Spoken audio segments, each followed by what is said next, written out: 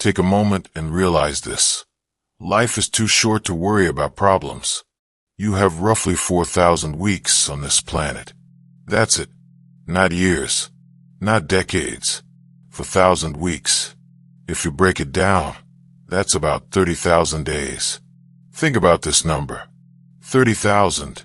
It sounds like a lot until you realize how fast they disappear. If you're 25 years old, you've already used 9,125 days. Gone, never to return. If you're 35, you've burned through 12,775 days. If you're 45, you're past 16,425 days. More than half your life gone. But I'm still young. I have time. Do you? Let's do the math. Sleep takes 8 hours a day. That's 1/3 of your life. 10,000 of your 30,000 days spent unconscious. Work takes another 8 to 10 hours for most people. That's another third. Commuting, eating, basic maintenance, another chunk gone. Here's the terrifying truth. You might have 30,000 days total, but you only have about 10,000 days of truly conscious free time. 10,000 days to build relationships, to create, to experience, to become who you want to be. And you've already used thousands of them. Most people hear this and feel panic. Good. That panic is your body's alarm system telling you to wake up. But here's what most people do with that panic. They push it down, distract themselves, go back to autopilot. I'll think about this later. I have things to do. But that's exactly the problem. You're always busy, never intentional. You're spending your days like someone with an infinite bank account, but your account is draining. Every morning, you wake up with one less day. The counter is always moving, always down, never up. Think about the people you love. Your parents, if they're still alive. How many days do they have left? If they're 70, they might have 5,000 days. That sounds like a lot until you realize you probably only see them a few times a year. Maybe 20 days total annually. That's 100 days left with them. 100, and most of those days will be spent on surface-level conversations, obligations, distractions. Here's what nobody tells you. Realizing life is short isn't depressing. It's liberating. When you truly understand that your time is finite, everything changes. You stop tolerating bullshit. You stop doing things out of obligation. You stop waiting for the perfect moment. The perfect moment is now. It's always now. Because now is all you ever have. Most people waste their precious days because they think they have plenty more coming. They treat their 30,000 days like an unlimited subscription. But subscription expires, and there's no renewal option. Here's the shift. Start seeing your days as what they are. A finite, precious, irreplaceable resource. You wouldn't waste $30,000 on things you don't care about. Why are you wasting 30,000 days? Chapter 2. Why time feels faster. Remember when you were a kid? Summer vacation felt infinite. A single week felt like a month. A month felt like a year. But now, entire years fly by in what feels like weeks. Decades blur together. This isn't just your perception. It's real. And understanding why this happens is the first step to slowing time back down. Here's the science. Your brain doesn't measure time by clock hours. It measures time by novelty. When you experience something new, your brain creates a detailed memory. That detailed memory makes time feel expanded. When you experience the same thing repeatedly, your brain compresses those experiences. Same breakfast, same commute, same conversations. Your brain files them as routine and barely records them. Think about this. A child's first year of life feels long to them because literally everything is new. First words, first steps, first tastes. Their brain is recording constantly. But by the time you're 40, most days are predictable. Your brain skips recording. Just another Tuesday. Just another month. Just another year. This is the time paradox. The more routine your life, the faster time moves. The more novel your experiences, the slower time feels. Want proof? Think about your last vacation. Probably felt longer than the 2 months before it, right? Why? Because vacation broke your routine. New sights, new foods, new experiences. Your brain had to pay attention. It recorded. Time expanded. Most people think time speeds up because they're getting older. Wrong. Time speeds up because you're repeating the same patterns. Your brain literally thinks you're living the same day over and over. And when you live the same day 365 times, your brain records it as one long day. Here's the trap. Comfort kills time. The more comfortable you are, the faster your life disappears. That comfortable job you've done for 10 years, your brain stopped recording it after year 2. Those 8 years, gone, barely remembered. That comfortable relationship where you do the same things every weekend, your brain compressed those years into a blur. But I like my routine. It's peaceful. There's a difference between peaceful and unconscious. Peace is being present. Routine is being asleep. You're sleeping through your life. Here's something counterintuitive. Discomfort expands time. When you're uncomfortable, you're present. You're alert. You're experiencing. Your brain is recording. That's why challenging experiences, learning a new skill, traveling alone, having difficult conversations, these feel long while they're happening and feel substantial when you remember them. Think about your most vivid memories. They're probably moments of intensity, not comfort. Your first kiss, moving to a new city, that project you barely pulled off. These moments felt alive. They still feel alive when you remember them. Meanwhile, the comfortable years, barely there. Most people optimize for comfort and wonder why their life feels short. You want time to slow down. Stop optimizing for comfort. Start optimizing for novelty. Want to hack your brain's time perception? Make this rule: 1 new experience per week. It doesn't have to be big. Take a different route to work. Try a new restaurant. Have a conversation with a stranger. Read about something you know nothing about. Each new experience forces your brain to pay attention. Each new experience adds texture to your time. Here's the beautiful part. You don't need to travel the world to make time feel longer. You just need to stop autopiloting through your days.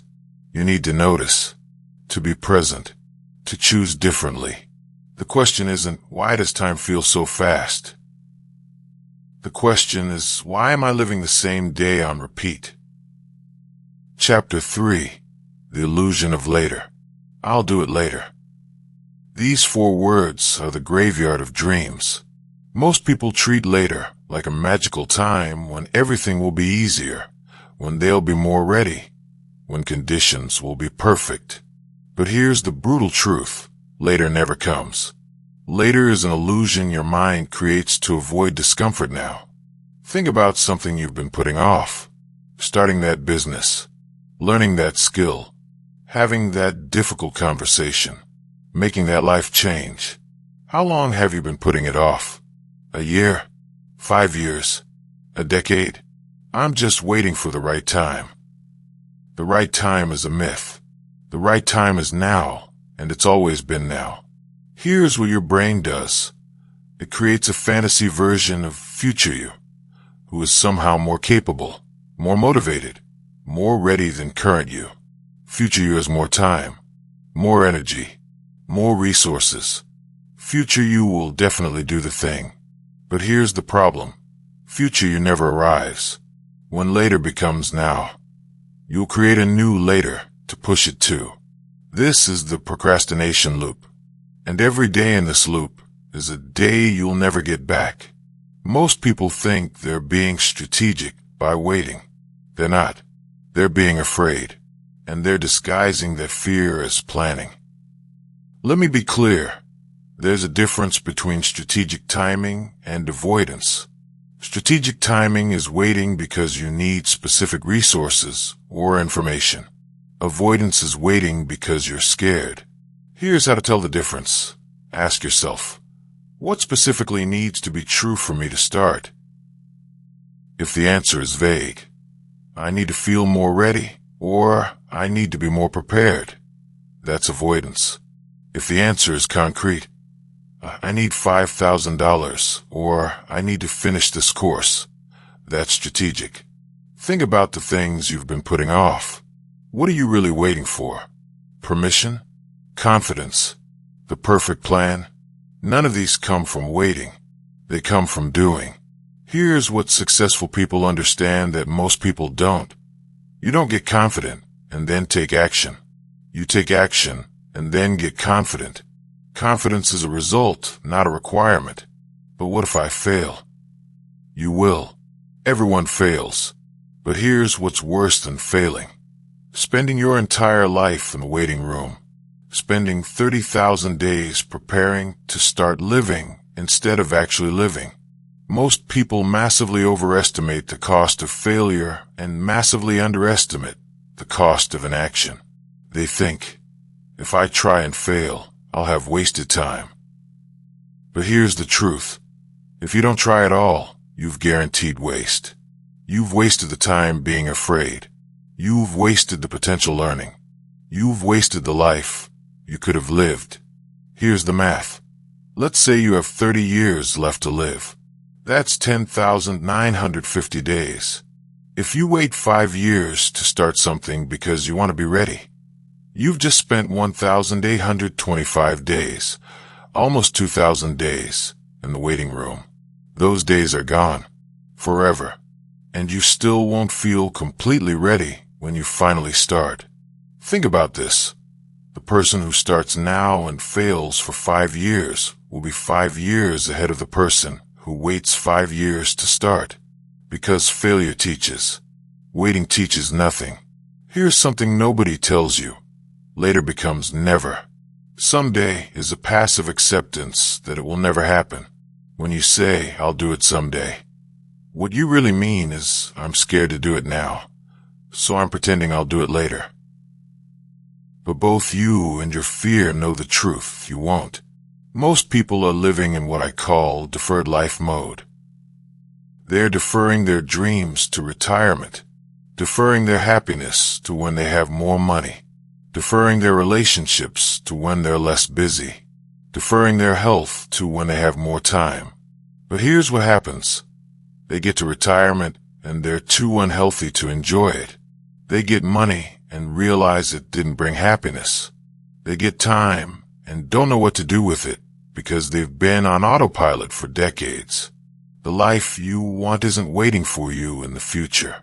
The only life you ever get is now. This moment. This day. This is it.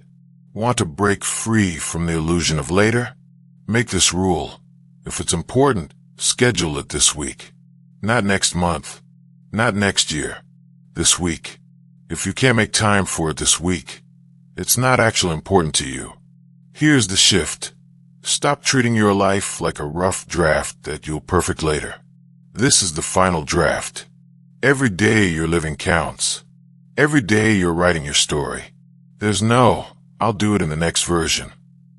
This is the only version. Later is an illusion. Now is all you have. Now is all you've ever had. Chapter 4. What the Dying Regret. There's a nurse named Bronnie Ware who spent years caring for people in the last weeks of their lives. She asked them all the same question. What do you regret? Their answers changed her life, and they should change yours too. The number one regret people have on their deathbed isn't, I didn't work harder, or I didn't make more money. It's this. I wish I'd had the courage to live a life true to myself, not the life others expected of me. Read that again. The biggest regret people have is living someone else's life, following someone else's script, performing someone else's version of success. Think about your life right now. Whose expectations are you living up to? Your parents? Your peers? Societies? Are you chasing a career you don't actually want because it seems impressive? Are you maintaining relationships that drain you because you are supposed to? Are you putting off your real dreams because they don't fit the conventional path? But people will judge me if I do what I really want. They will. And here's what nobody tells you. They're going to judge you anyway. You can be miserable trying to please them. Or you can be authentic while they judge. Either way, you're being judged. Might as well be yourself. The second most common regret. I wish I hadn't worked so hard. This one kills me because so many people are currently making this mistake.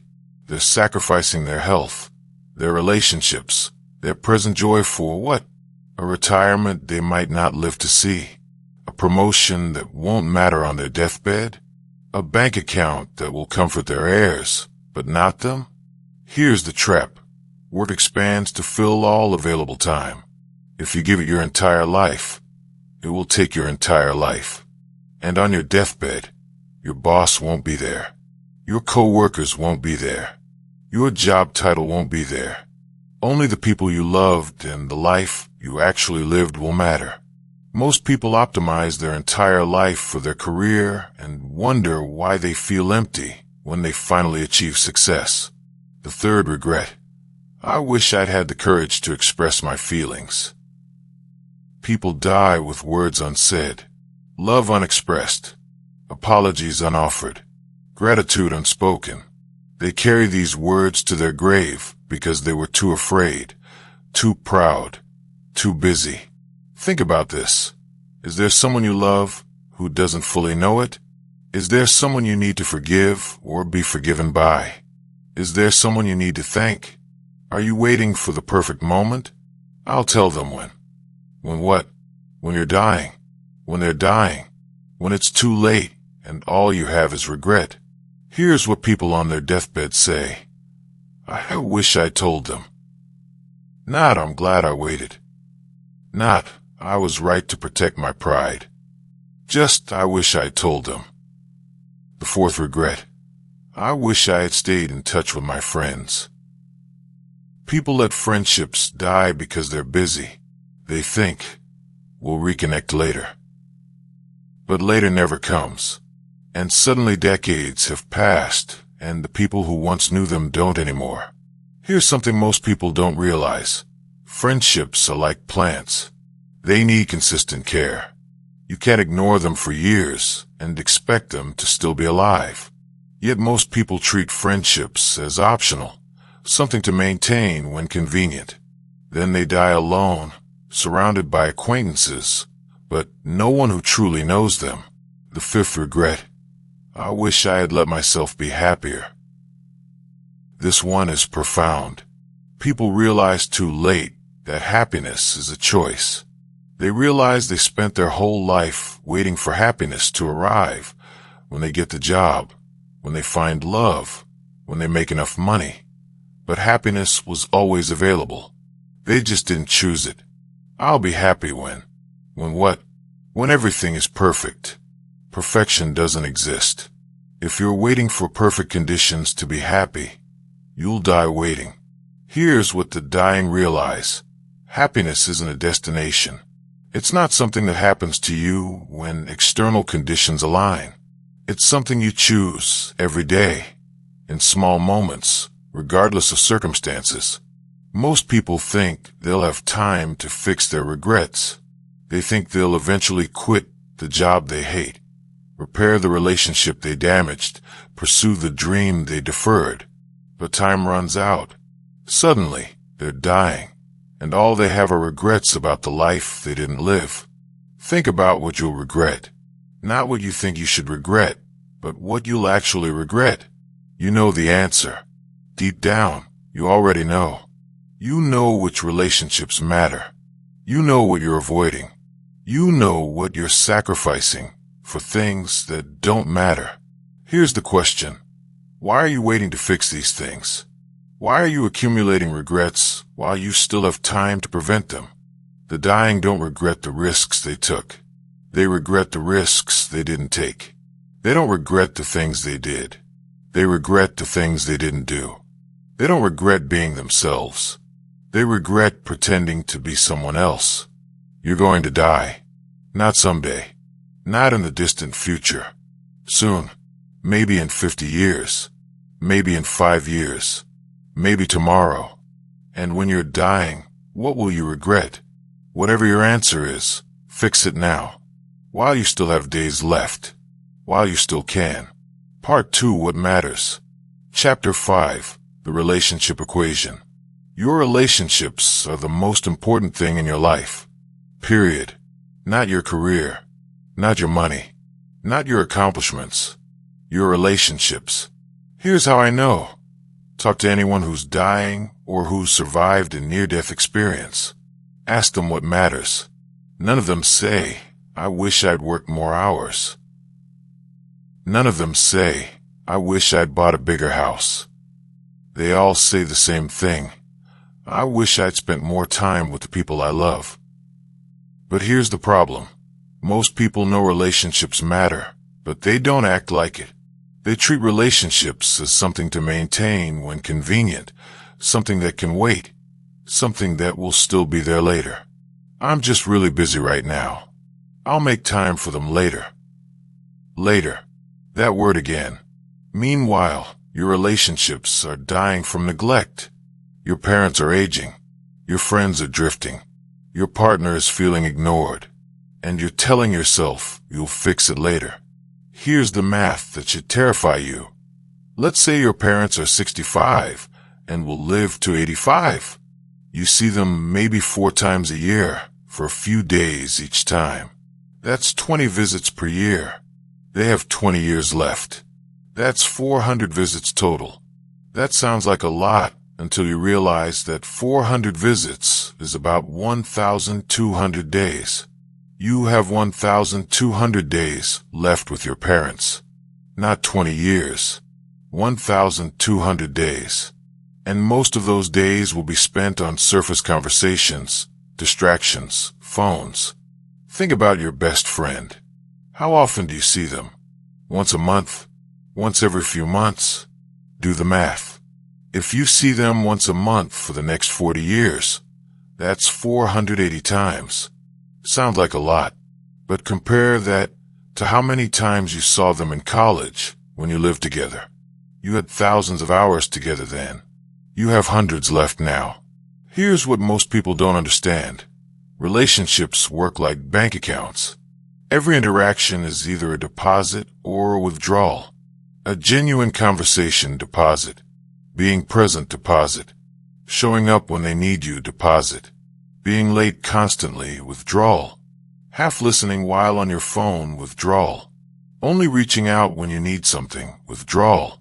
Most people make huge withdrawals and wonder why their relationship accounts are empty. They think they can ignore people for months and then show up when convenient.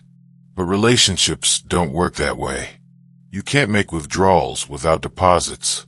But I don't have time for everyone. Good. You shouldn't. Here's the truth.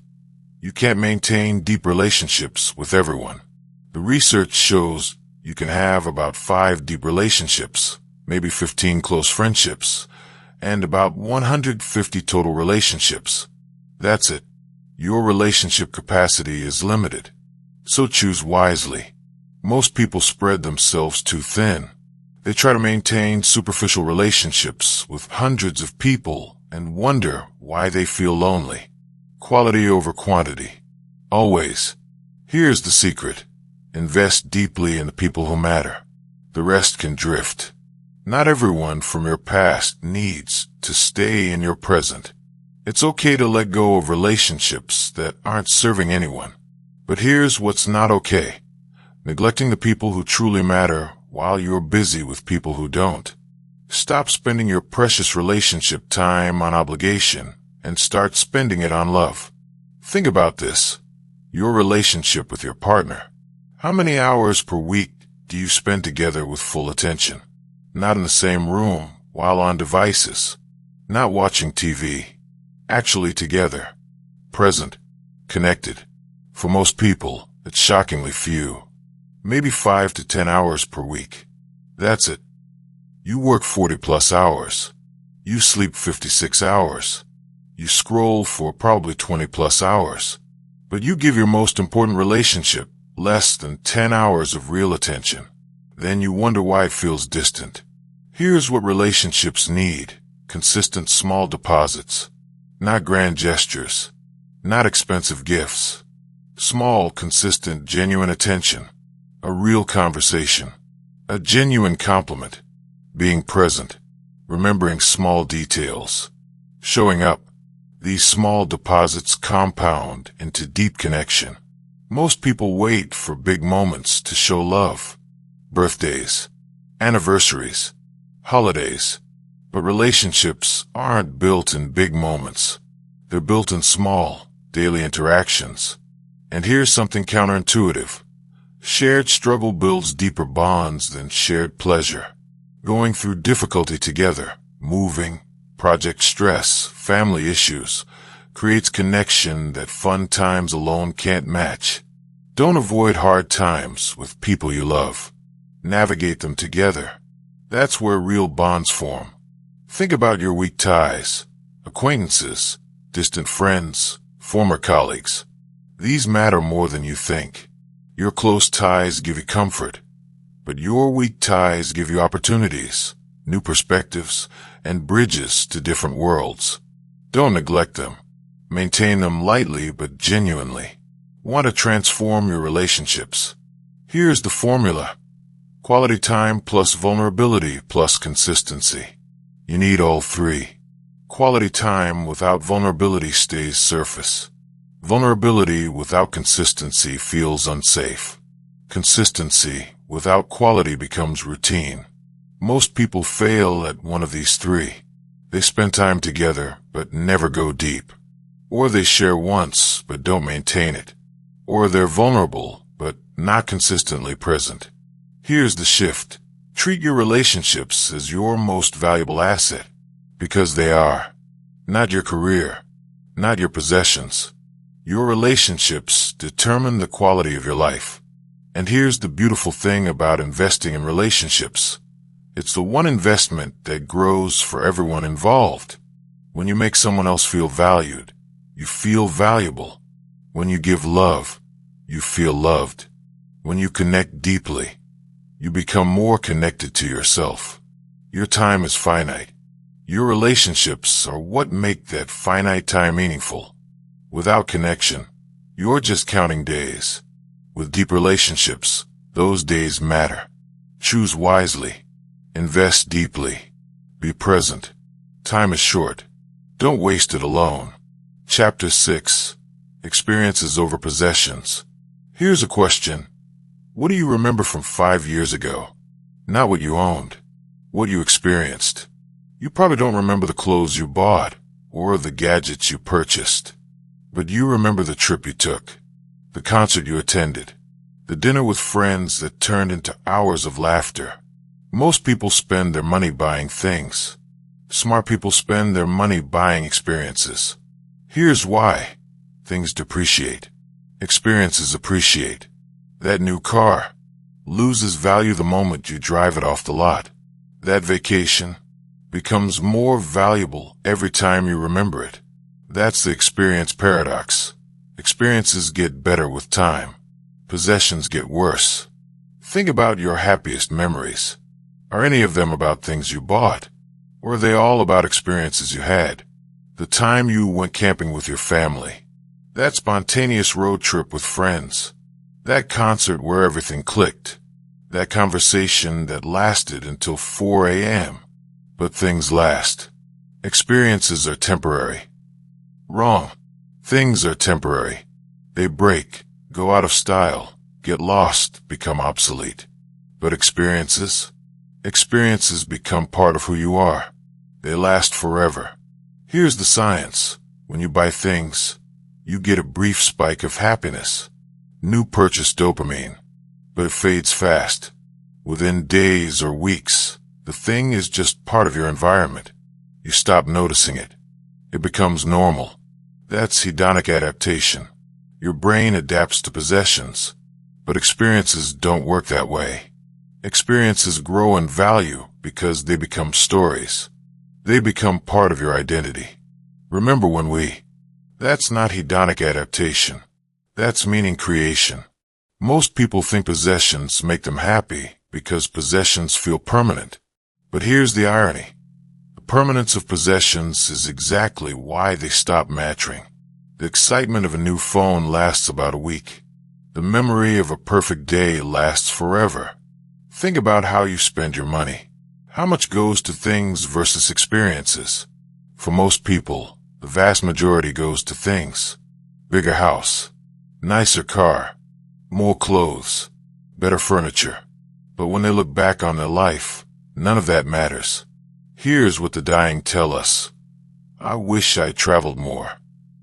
I wish I'd said yes to more adventures. I wish I'd spent less time working and more time making memories. Nobody says, I wish I'd bought a bigger TV. But I'm saving for the future. Good. Save. But here's the balance. Don't save so much for the future that you sacrifice the present. You might not make it to the future. You might get to 65 with a big bank account and a body that can't do what you wanted to do at 30. Here's something most people get wrong. They delay experiences until they can afford them perfectly. They wait until they have the perfect job to travel, until they have the perfect house to host friends, until they have the perfect body to try new activities. But perfect never comes. And while they're waiting, years pass. The best time to have experiences is now. Not when you're more prepared.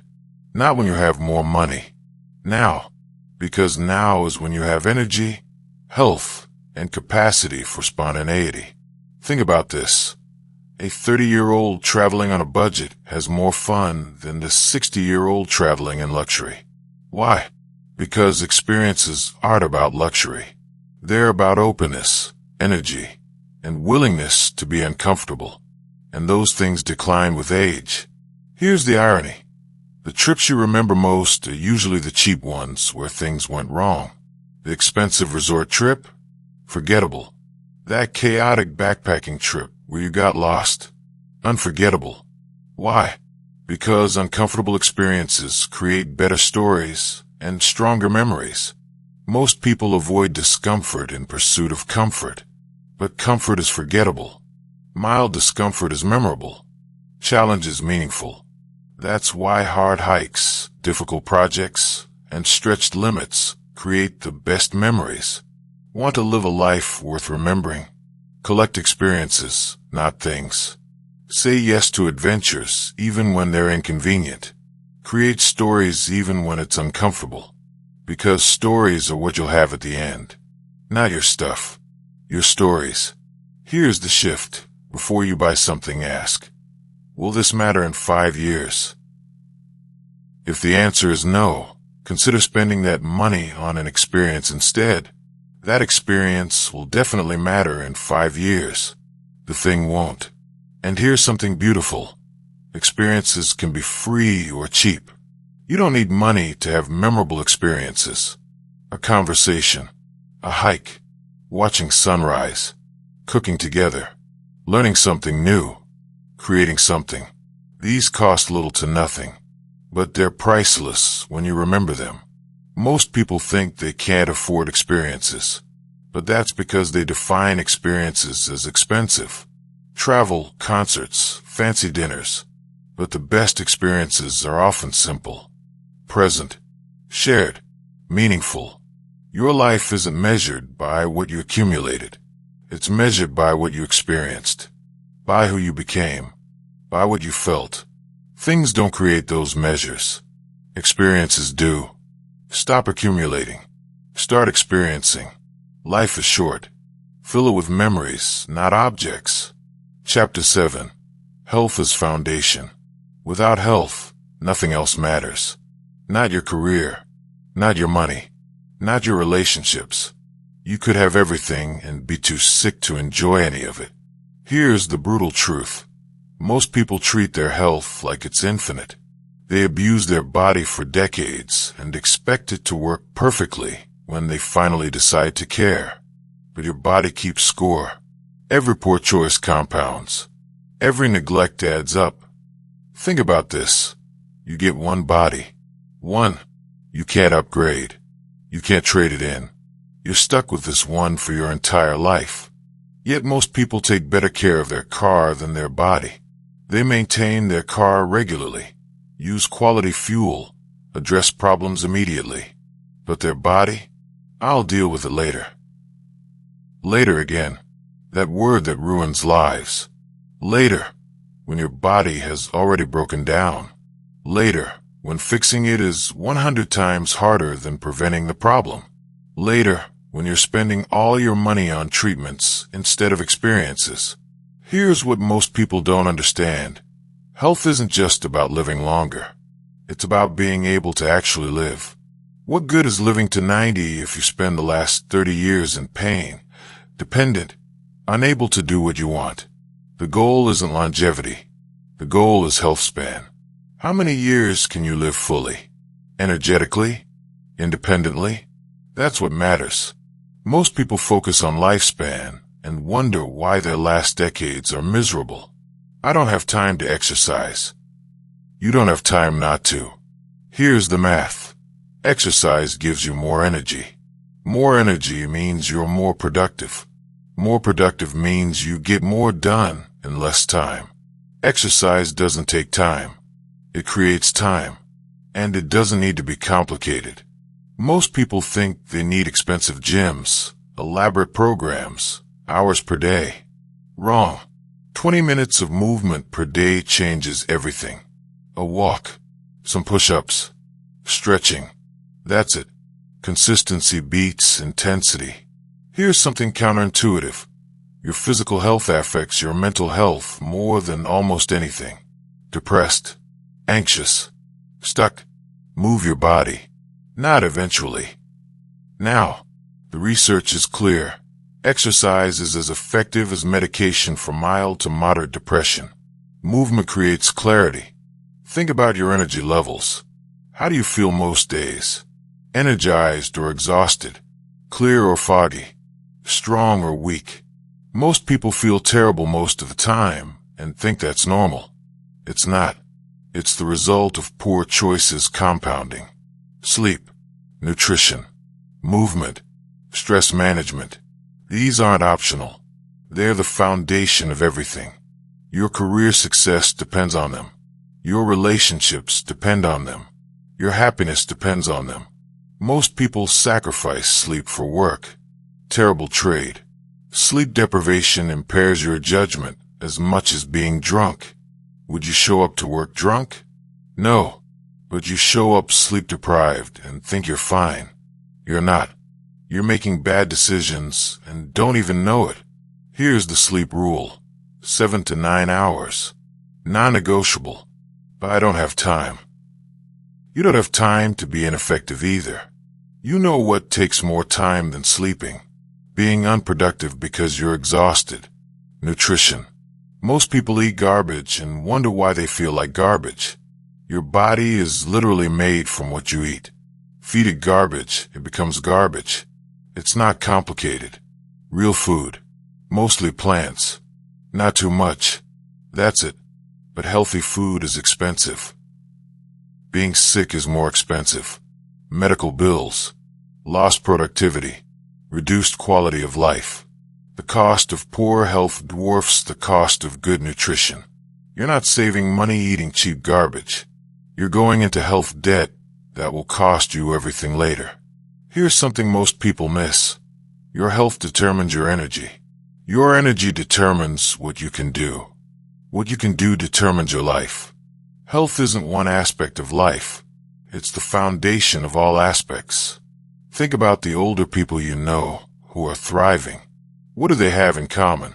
They took care of their health. They stayed active. They ate reasonably well. They managed stress. They weren't perfect, but they were consistent. And now they're 70, 80, 90, and still living fully. Now think about the people who are struggling. What do they have in common? Decades of neglect. Decades of I'll deal with it later. and now they're paying the price. Unable to travel, unable to play with grandkids, unable to live the life they worked so hard for. Here's the shift. Start treating your health as your most important asset, because it is. Without it, all your other assets are worthless. What good is money if you're too sick to spend it? What good is free time if you don't have energy to enjoy it? Small daily choices compound. That daily walk compounds into decades of mobility. That nightly sleep compounds into decades of mental clarity. That nutritious meal compounds into decades of energy. Most people wait for a health crisis to start caring. Heart attack, diabetes diagnosis, cancer. Then they're forced to change. But by then, the damage is done. Prevention is 100 times easier than treatment. Your body is resilient. It can recover from a lot, but there's a point of no return. Don't find out where that point is. Start caring now. Start small. Start today. Your future self is begging you to start. Life is short. Don't make it shorter by destroying your health. Don't make it miserable by neglecting your body. You only get one. Treat it like it matters, because it does. Chapter 8. Purpose and Meaning. Life without meaning is just existence. You're not trying to just exist. You're trying to live. And living requires meaning. Here's the problem. Most people are living by default, not by design. They're following a script they didn't write. Go to school. Get a job. Climb the ladder. Retire. Die. But nobody asked them what they actually want. What actually matters to them? What would make their life feel meaningful? I don't know what my purpose is. Good. Because purpose isn't something you find. It's something you create. You're not going to wake up one day and have purpose revealed to you. You create it through choices, actions, and commitment. Think about this. Purpose isn't one thing. It's not a single career or mission. Purpose is multifaceted. You can find meaning in relationships, in creating something, in helping others, in learning, in experiences. Purpose is what you decide matters. Here's what the research shows. People with a sense of purpose live longer, healthier, happier lives. Not because purpose magically makes you healthy, but because purpose gives you reasons to take care of yourself. Purpose gives you reasons to get up in the morning. Purpose makes the hard things worth it. Most people are chasing achievement without meaning. They're trying to accomplish things that don't actually matter to them because those things seem impressive. That's not purpose. That's performance. Real purpose is internal. It's about alignment between what you value and how you live. When there's alignment, you feel fulfilled even when things are hard. When there's misalignment, you feel empty even when things are going well. But I have responsibilities. I can't just pursue my purpose. Purpose doesn't require quitting your job and moving to a monastery. Purpose can be found in any situation. The question isn't, what job gives me purpose? The question is, how can I bring purpose to what I'm already doing? A teacher who sees their purpose as helping kids develop finds meaning even when the job is hard. A person working retail who sees their purpose as making people's day better finds meaning even in a mundane job. Purpose is a lens you bring, not a situation you find. Here's something counterintuitive. Purpose often comes from constraint, not freedom. Too many options leads to paralysis. Constraints force clarity. That's why people often find purpose after major setbacks. Loss, illness, failure. These constraints force them to decide what actually matters. Think about what makes you come alive. Not what impresses people. Not what makes money. What makes you feel like you're contributing. Like you're growing. Like you matter. That's your signal. Follow it.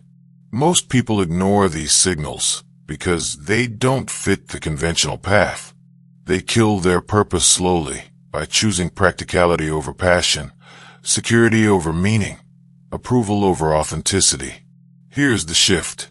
Start asking different questions. Not what should I do, but what kind of person do I want to become?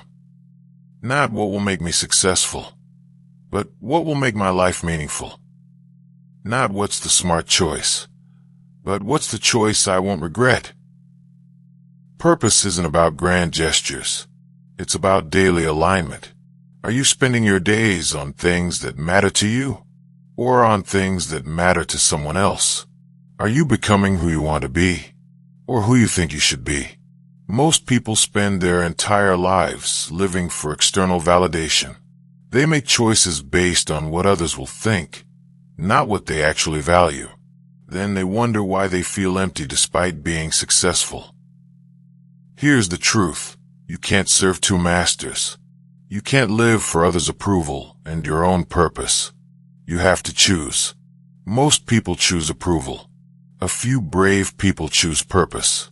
Guess which ones die satisfied? Think about your death. Seriously. Imagine you're 90 years old, looking back. What would make you feel like your life mattered? What would make you feel like you lived fully? That answer, that's your purpose. Start living toward that now. Purpose doesn't make life easier. It makes life meaningful. And meaningful is infinitely better than easy. Easy is comfortable. Meaningful is alive. Most people choose easy and wonder why they feel dead inside. Your purpose doesn't need to save the world. It just needs to matter to you. Creating art, raising kids, building things, helping your community, mastering a craft, learning continuously. These can all be profound purposes if they're genuinely yours. Stop waiting for purpose to find you. Start creating it. Make choices that align with your values. Invest in what matters to you. Become who you want to be. That's purpose. That's meaning.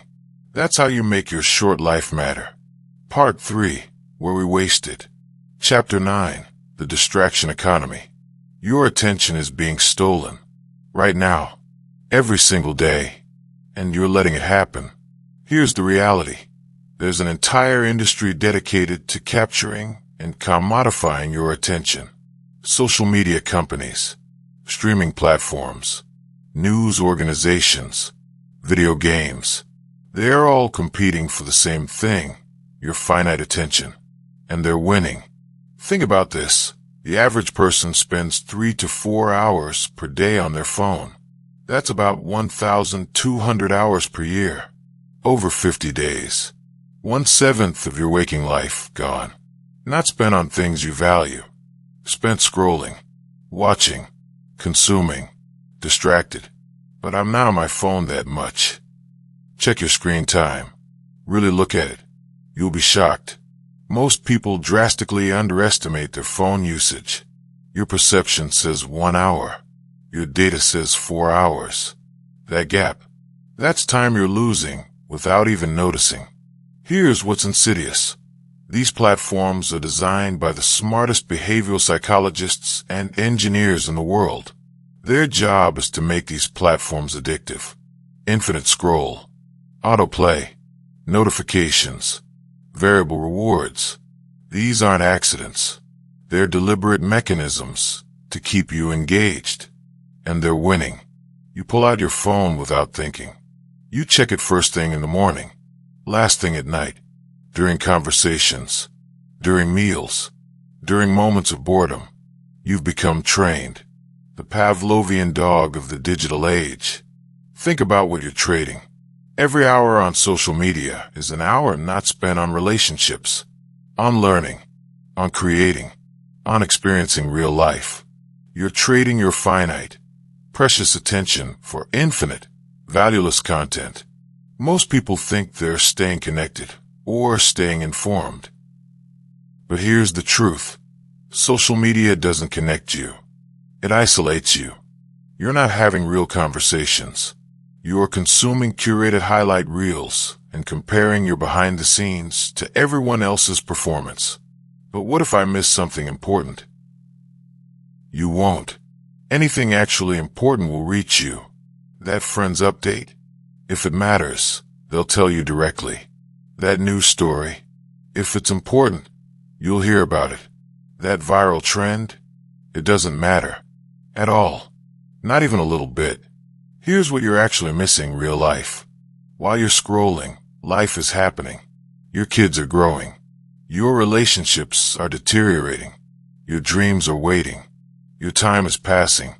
And you're missing it because you're staring at a screen. Think about your attention like money. You have finite amount. Every time you give your attention to something, you're spending it. The question is, are you spending it on what actually matters? Or are you letting others spend it for you? Most people let their attention be spent by whoever's loudest. Notifications, emails, messages. They're in reactive mode, responding to whatever demands attention. They never ask, is this worth my attention? They just respond automatically. Here's the shift. Treat your attention as your most valuable resource, because it is. Your attention is your life. Where your attention goes, your life goes. Protect it ferociously. Want to reclaim your attention? Delete social media apps from your phone. Not use them less. Delete them. You can still check them on a computer if you want, but make it intentional, not automatic. Remove the easy access. Add friction. Turn off all non-essential notifications. All of them. Nobody needs to reach you instantly except maybe 5 to 10 people. Everyone else can wait. Your attention is not for sale to every app that wants it. Create phone-free zones. Meals. Bedroom. First hour of the morning. Last hour of night. Reclaim these spaces from the digital invasion. Be present. Be bored. Be with yourself. Here's something most people don't realize. Boredom is valuable. Your best ideas come when you're bored. Your creativity emerges in empty space. Your mind processes when it's not being constantly stimulated. But you never let yourself be bored anymore. The moment you have empty time, you fill it with content. Most people are addicted to stimulation. They can't sit with themselves. They can't handle silence. They need constant input. But that constant input is destroying their ability to think deeply, to create meaningfully, to connect genuinely. Think about this. Your attention determines your reality. If you spend all day consuming negative news, your reality becomes negative. If you spend all day scrolling social media, your reality becomes superficial. If you spend all day in deep work, meaningful relationships, and real experiences, your reality becomes rich. You're not going to fix this overnight. You've been conditioning these habits for years, but you can start today. 1 hour of reclaimed attention. 1 app deleted. 1 notification turned off. Small steps compound. Here's what happens when you reclaim your attention. You rediscover focus. You finish projects. You have deeper conversations. You create instead of consume. You experience instead of observe. You live instead of watch others living. The distraction economy wants you addicted, wants you scrolling, wants you consuming, wants your attention because that's how they make money. But your attention isn't for sale. It's for living. Protect it. Your life depends on it. Chapter 10. Busy versus productive. Most people are busy. Few people are productive. There's a massive difference. Busy is filling your calendar with tasks. Productive is accomplishing what matters. Busy is motion. Productive is progress. Busy feels important, but leads nowhere.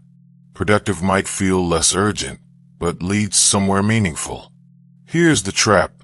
Our culture celebrates busy. How are you? Busy.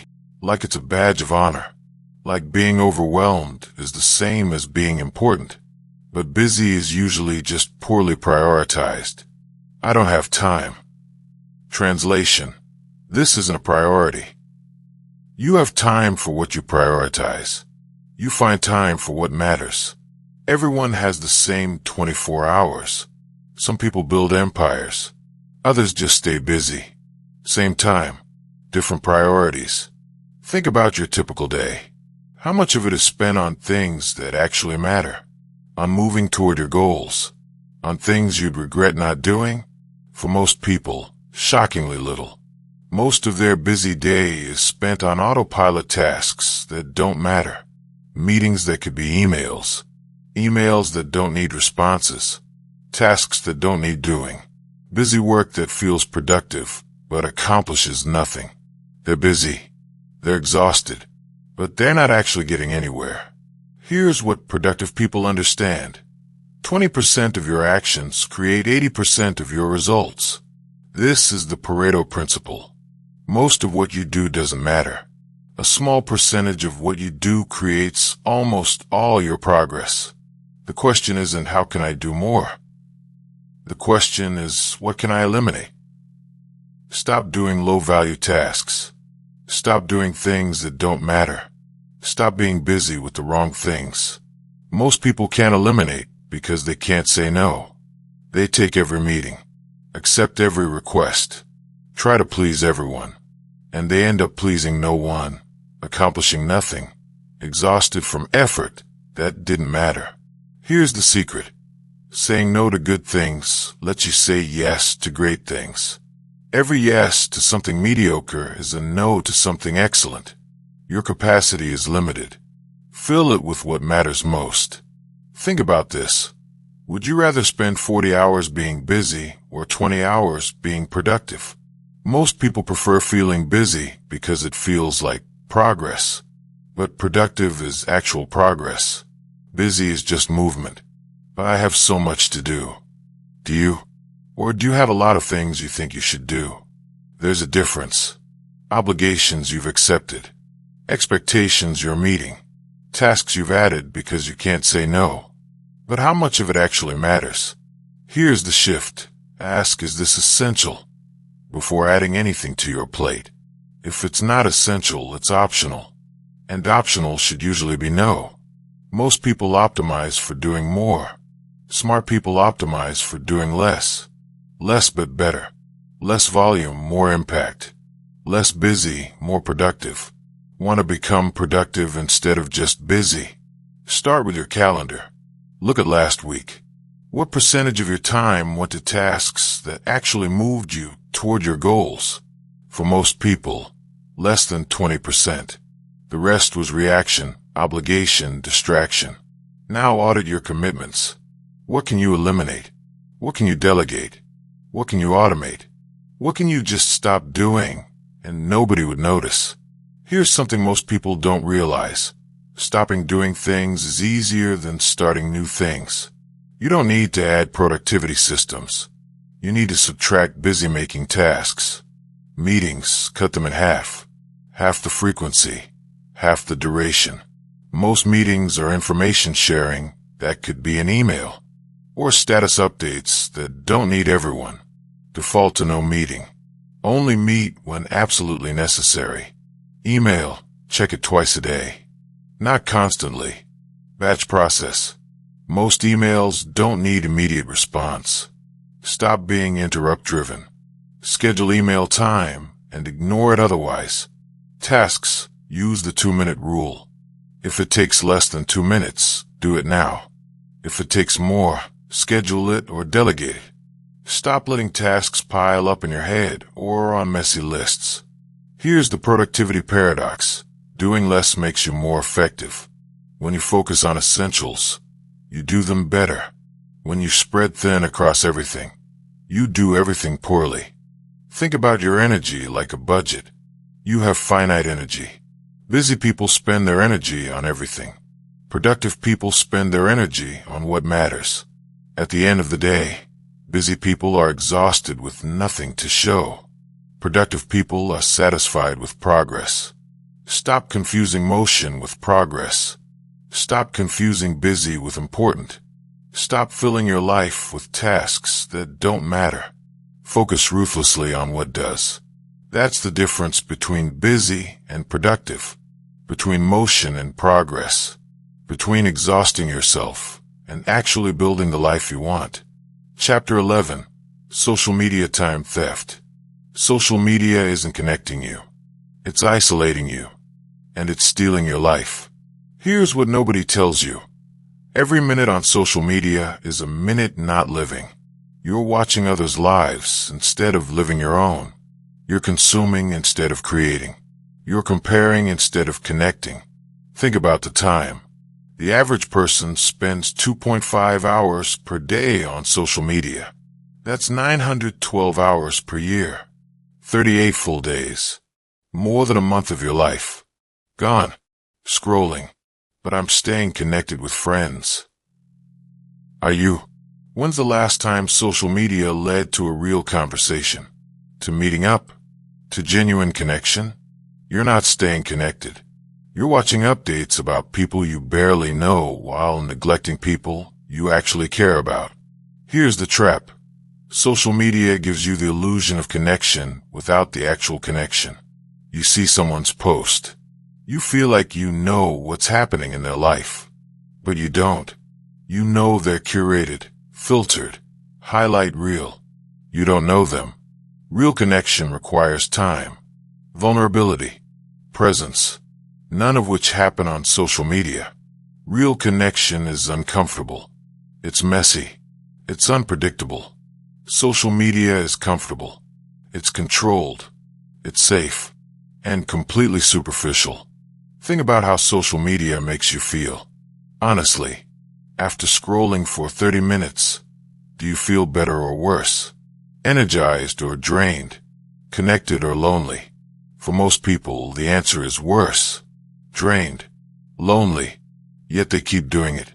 Here's why. Social media is designed to be addictive. Variable reward schedule. Sometimes you see something interesting. Usually you don't. That inconsistency is what hooks you. Same mechanism as slot machines. You keep pulling the lever, hoping for the dopamine hit.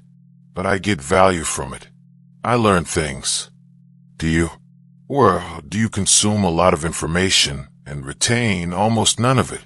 There's a difference between exposure and learning. Scrolling past articles isn't learning. Reading provocative takes isn't wisdom. Watching motivational videos isn't growth. It's consumption. And consumption isn't progress. Here's what social media actually does. It fractures your attention. It conditions you for distraction. It makes you crave stimulation. It destroys your ability to focus deeply. It makes boredom intolerable. It replaces presence with performance. Think about this. How often do you experience something and immediately think about how to post it? You're not fully experiencing. You're pre-producing content. You're not present in your life. You're thinking about how to present your life. Most people are living their lives as content. They're not asking, is this meaningful? They're asking, is this postable? That's not living. That's performing. And performing for an audience that doesn't actually care. Here's the brutal truth. Nobody cares about your posts as much as you think they do. They scroll past. They forget. They're too busy thinking about their own posts. You're spending your precious time creating content for an audience that's not paying attention. But it's how I stay informed. About what? Political outrage? Celebrity drama? Manufactured controversies? None of that matters. None of it affects your actual life. You're consuming news designed to make you angry, scared, or self-righteous. That's not being informed. That's being manipulated. Here's what you're missing while you're scrolling. Real conversations. Real experiences. Real progress on things that matter. Every hour on social media is an hour not spent reading, creating, exercising, building relationships, working on your goals. Think about your deathbed. Will you wish you'd spent more time on social media? Will you reminisce about that viral post? Will any of it matter? You know the answer. Here's the shift. Quit. Not use it less. Quit. Delete the apps. Deactivate the accounts. Reclaim your attention. Reclaim your life. But I can't. I need it for. No, you don't. Nobody needs social media. It's optional. People lived perfectly fine before it existed. They'll live fine after you quit. You're not that important that you need to be constantly accessible. Most people are afraid to quit because they're afraid of missing out. But here's the paradox. The fear of missing out keeps you from actually participating. You're so worried about missing things online that you miss your actual life. Want to know what happens when you quit? First few days are hard. Withdrawal, phantom phone checks, boredom. Then something shifts. You notice more. You're more present. Conversations get deeper. You have time for things you've been putting off. You read books. You create. You experience. Your anxiety decreases. Your focus improves. Your relationships strengthen. Your productivity soars. You discover you don't miss it at all. What you miss is real life. And suddenly you have it back. Here's the choice. You can spend your short life watching others live. Or you can actually live. You can keep scrolling. Or you can start experiencing. Social media or real life. Choose wisely. You don't get both. Chapter 12. The Comparison Trap. Comparison is killing your happiness. Every time you compare yourself to someone else, you lose. Here's why. You're comparing your behind the scenes to their highlight reel. You know your struggles, your doubts, your failures. But you only see their success, their confidence, their wins. It's an unfair comparison. And it makes you feel inadequate even when you're doing fine. Think about social media. Every post is curated. Every photo is filtered. Every update is the best version of their life. Nobody posts their failures. Nobody posts their insecurities. Nobody posts the mundane reality of daily life. They post the highlights. And you compare your entire life to their highlights. But everyone else seems to have it figured out. They don't. They're just as confused as you. Just as scared. Just as uncertain. But they're not posting that. They're posting the version of themselves they want you to see. You're not seeing reality. You're seeing performance. Here's the trap. The more you compare, the worse you feel. The worse you feel, the more you seek validation. The more you seek validation, the more you compare. It's a vicious cycle. And it's destroying your self-worth. Most people spend their lives trying to keep up. Keeping up with peers, with neighbors, with strangers online. Bigger house, nicer car, better vacation, more followers. They're in an endless race that has no finish line because there's always someone ahead. But here's what they don't realize. That race is voluntary. You don't have to run it. You can opt out. You can stop comparing. You can focus on your own path, your own goals, your own definition of success. Think about what you're actually comparing. Someone else's job title, their salary, their relationship, their body, their lifestyle. But you don't know the full story. You don't know what they sacrificed, what they're struggling with, what they're unhappy about. You're envying a partial picture. Here's something profound. Everyone is fighting battles you know nothing about. That person who seems to have it all, they might be miserable. That person who seems so confident, they might be terrified. That person who seems so successful, they might feel like a fraud. You're comparing your inside to their outside. It's fundamentally flawed. But I just want to be successful like them. Define success, not their version. Yours. What actually matters to you? What would make you feel fulfilled? Success isn't a universal standard.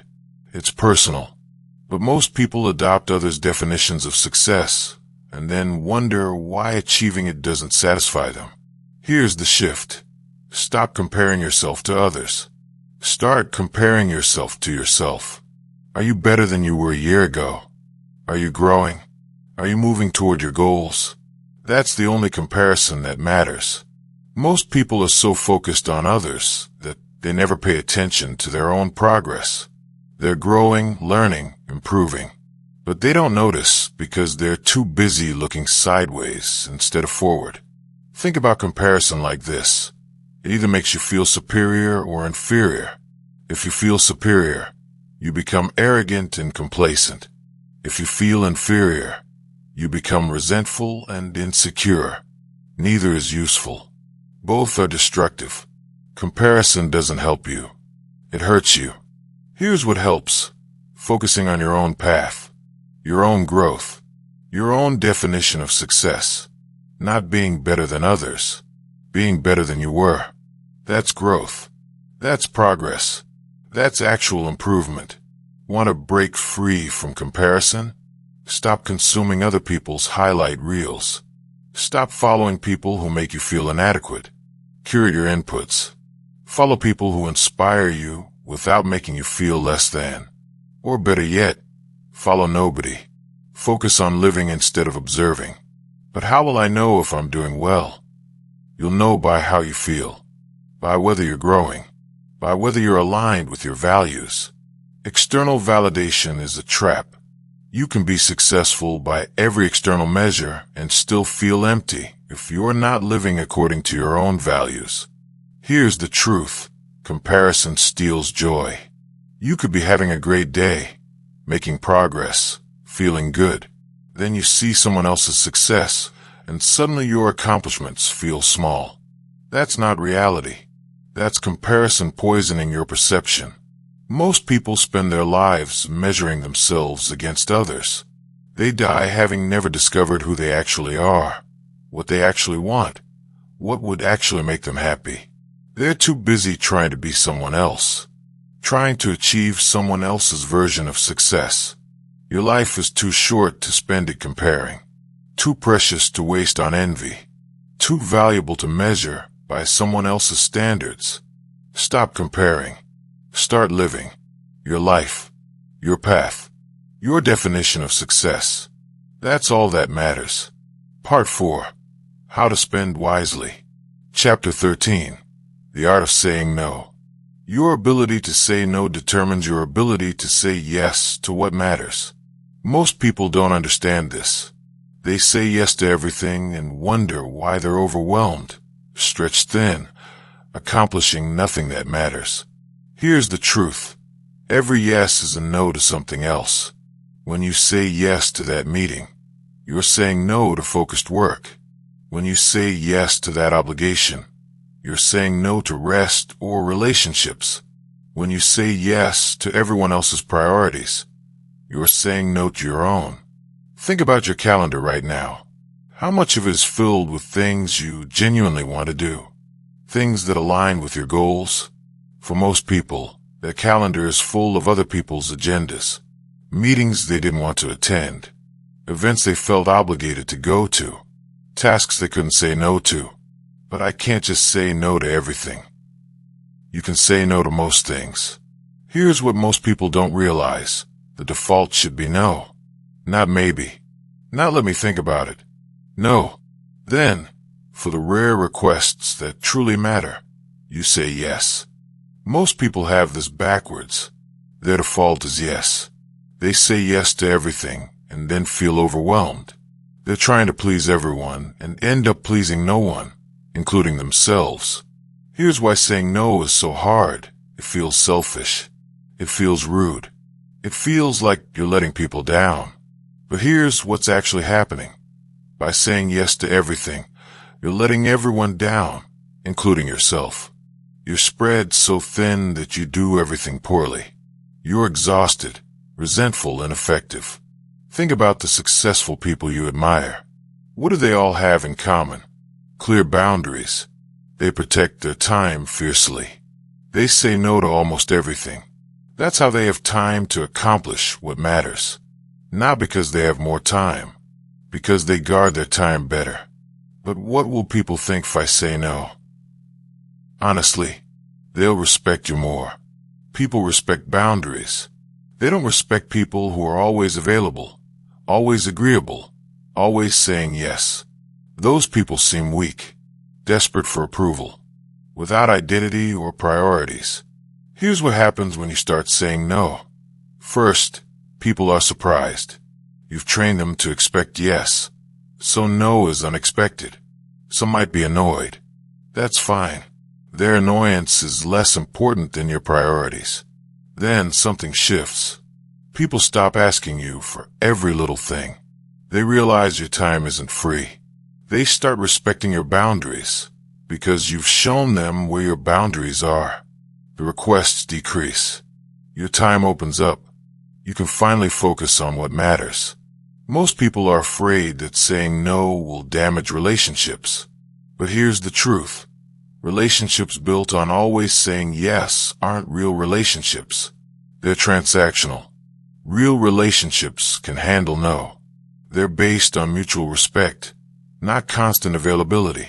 Think about this. The people who get annoyed when you say no are usually the people who don't respect your priorities anyway. They're upset because you're no longer convenient. That's not friendship. That's using you. Let them be upset. Here's how to say no. I appreciate you thinking of me, but I can't commit to this. That's it.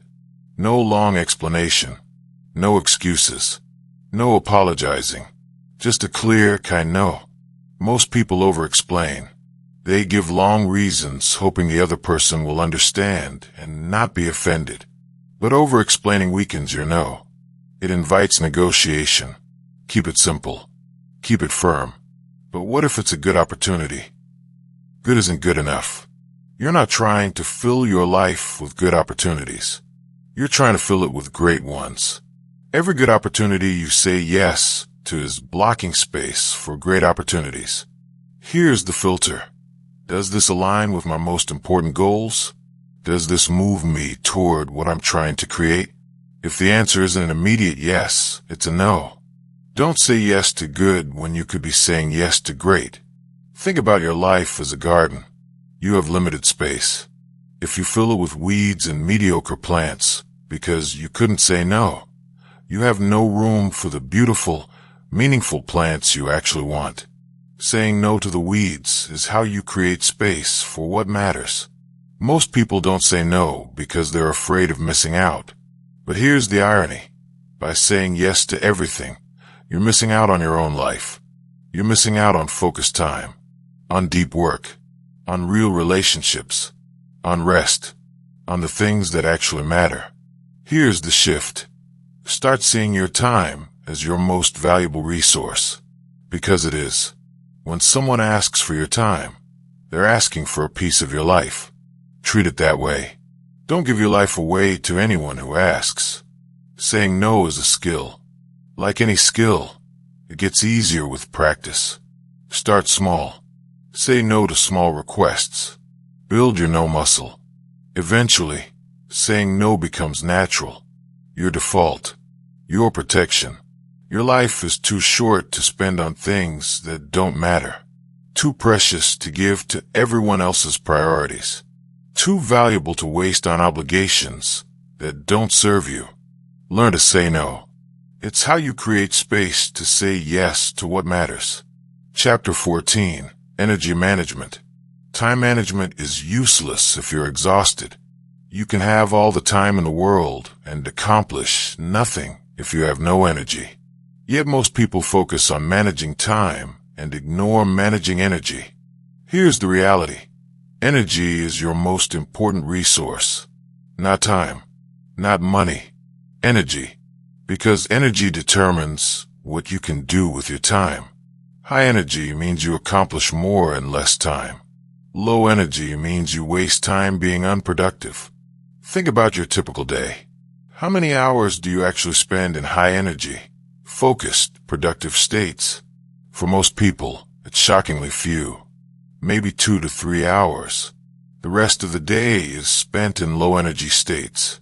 Dragging, distracted, going through motions. I'm just always tired. You're tired because you're doing things that drain energy without doing things that create energy. You're making withdrawals without deposits. Eventually, your energy account is empty. Here's what most people don't understand. Different activities affect energy differently. Some activities create energy. Some deplete energy. Some are neutral. You need to know which is which for you. Energy creators, exercise, good sleep, meaningful work, deep conversations, time in nature, learning, creating, helping others. These activities might feel like they take energy, but they actually generate it. You end up with more energy than you started with. Energy depleters, endless meetings, shallow work, obligation, drama, toxic people, mindless scrolling, complaining, comparison. These drain you. You end up exhausted with nothing to show for it. Think about your last week. What gave you energy? What drained you? Most people never audit this. They just feel tired and wonder why. Start paying attention. Track what affects your energy. Then do more of what creates energy and less of what depletes it. Here's something counterintuitive. Rest isn't the opposite of work. Rest is active recovery. Lying on the couch scrolling isn't rest. That's numbing. Real rest is walking, reading, creating, spending time with people you love. Activities that engage you differently than work engages you. But I'm too tired to exercise. Exercise creates energy. It doesn't take energy. I know it feels like it will exhaust you, but the opposite is true. After exercise, you have more energy, not less. It's one of the few things that reliably creates energy. Yet most people skip it because they're too tired. Here's the energy equation. Sleep plus movement plus nutrition plus stress management equals energy. You can't skip any of these and expect to have energy. They're not optional. They're the foundation. Sleep, 7 to 9 hours. Non-negotiable. Every night. Yes, even on weekends. Your body doesn't care about your schedule. It needs sleep to function. Skimp on sleep and everything suffers. Your focus, your mood, your health, your energy. Movement daily. Doesn't need to be intense. Walk, stretch, play, move your body. Sitting all day is killing your energy. Your body was built to move. When you don't move, energy stagnates. Nutrition, real food, not processed garbage. Your body literally runs on what you feed it. Feed it garbage, it runs like garbage. Feed it quality, it runs quality. Not complicated, just honest.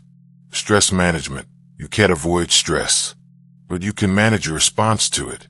Meditation, deep breathing, time in nature, whatever works for you. Chronic stress destroys energy. Manage it or it manages you. Think about your morning routine. Does it create energy or deplete it? Most people start their day with email, news, social media. They're immediately reactive, stressed, distracted. They've depleted their energy before the day even begins. Here's a better morning. Wake naturally. Hydrate. Move. Eat well. Think strategically about your day. Focus on what matters. You're creating energy before you spend it. Starting the day strong instead of starting depleted. But I have so much to do. I can't waste time on energy management. You can't afford not to. Low energy means everything takes longer. You make poor decisions. You're ineffective. You're wasting time being unproductive. Managing your energy isn't wasting time. It's creating time by making you more effective. Here's the productivity multiplier. 2 hours of focused, high-energy work accomplishes more than 8 hours of low-energy, distracted work. Energy multiplies effectiveness. The question isn't how many hours you work. It's how much energy you bring to those hours. Most people wear exhaustion like a badge of honor. I'm so tired means I'm so important. But exhaustion isn't a flex. It's a failure. It means you're managing energy poorly. It means you're burning out instead of sustaining. Think about your energy like a bank account. Every action is either a deposit or withdrawal. Most people make constant withdrawals and never make deposits. Then they wonder why they're bankrupt. Start making deposits. Invest in your energy. It pays compound interest. Here's the shift. Stop glorifying busy. Start valuing energy. Stop bragging about how tired you are. Start protecting your energy like it's your most valuable resource. Because it is. Your life is short. You don't have time to waste years being exhausted. You don't have time to operate at 50% capacity. Manage your energy. Protect it. Invest in it. That's how you make your short life productive, joyful, alive. Chapter 15. Building Rituals. Your life is made of habits. Small, daily actions repeated over time. The question is, are your habits serving the life you want? Or are they just comfortable patterns you've fallen into? Most people sleepwalk through their days. Same morning routine. Same reactions. Same patterns. They're on autopilot. And autopilot leads where it's always led, nowhere intentional. Here's the power of rituals. They're habits with meaning. They're intentional. They're designed. They serve a purpose beyond just getting through the day. Rituals create structure. They create consistency. They create the foundation for everything else. Think about your morning. Do you have a ritual? Or do you just react? Most people wake up, grab their phone, check email and social media, rush through getting ready, barely eat, and run out the door. That's not a ritual. That's chaos. But I don't have time for a morning ritual. You don't have time not to. A good morning ritual sets the tone for your entire day. It creates momentum. It puts you in the right mental state. Without it, you're reactive all day, responding to everyone else's urgency instead of focusing on your priorities. Here's a simple morning ritual. Wake naturally if possible. No alarm if you can. Hydrate immediately. Your body is dehydrated after sleep. Move your body, just 10 minutes. Maybe a walk. Maybe stretching. Get your blood flowing. Then, spend 15 minutes on something that matters. Read, journal, meditate. Think about your day strategically. That's it. 30 minutes. But those 30 minutes transform your day. You're starting intentionally instead of reactively. You're focused instead of scattered. You're energized instead of drained. Most people think they can't afford 30 minutes for morning ritual. But here's the truth. Without that 30 minutes, they waste hours being unproductive, unfocused, reactive. The 30 minutes isn't a cost. It's an investment that returns hours. Think about your evening ritual. How do you end your day? Most people scroll until they're exhausted, fall asleep with phone in hand, sleep poorly, wake up tired. That's not a ritual. That's a recipe for exhaustion. Here's a better evening ritual. No screens for the last hour before bed. Let your brain wind down. Reflect on the day. What went well? What did you learn? What will you do differently tomorrow? Read something non-stimulating. Let your mind relax. Sleep is sacred. Protect it. But I like watching TV before bed. Fine, but know the cost. Screens before bed destroy sleep quality. Blue light disrupts melatonin. Stimulating content keeps your brain active. You fall asleep poorly and wake up unrest. That's the trade. Make it consciously, not accidentally. Here's what rituals do. They remove decisions. You're not deciding what to do every morning. You're just following your ritual. That decision fatigue adds up. By removing small daily decisions, you preserve energy for important decisions. Think about successful people. They often have consistent rituals. Same workout time. Same meal times. Same work blocks. This isn't because they lack spontaneity. It's because rituals create the foundation for excellence. They handle the basics automatically, which frees mental space for creativity and strategy. Most people think rituals are boring. They want freedom and spontaneity. But here's the paradox. Rituals create freedom. When you handle the essential things through ritual, you have freedom for everything else. Without rituals, you spend all your energy on basic decisions and have nothing left for what matters. Here's a weekly ritual that transforms lives. Weekly review. Every Sunday evening or Friday afternoon, review your week. What did you accomplish? What did you learn? What went well? What needs adjustment? Then plan next week. What are your priorities? What needs to happen? What can you eliminate? 1 hour, once per week. But that hour creates clarity for the entire week ahead. Without it, you're reactive all week. With it, you're intentional. I don't want to be so structured. I want to be spontaneous. Rituals don't eliminate spontaneity. They create space for it. When the essential things are handled through ritual, you have time and energy for spontaneity. Without structure, there's no space for anything. You're just reacting all the time. Think about rituals like compound interest for your life. Small, consistent actions repeated over time create massive results. One good morning doesn't matter.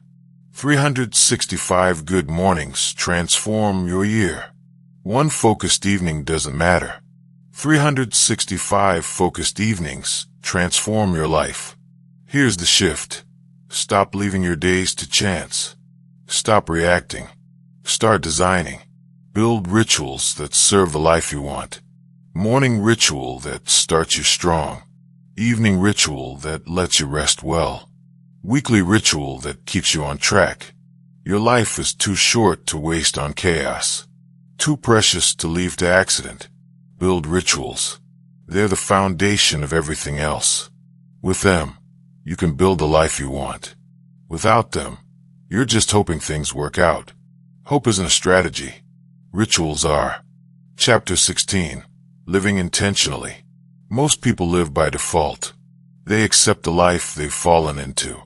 The career that seemed practical. The city they ended up in. The routines they've developed. They're not choosing. They're just going along. Here's the question that changes everything. If you were designing your life from scratch, would this be it? Your current job? Your current relationships? Your current days?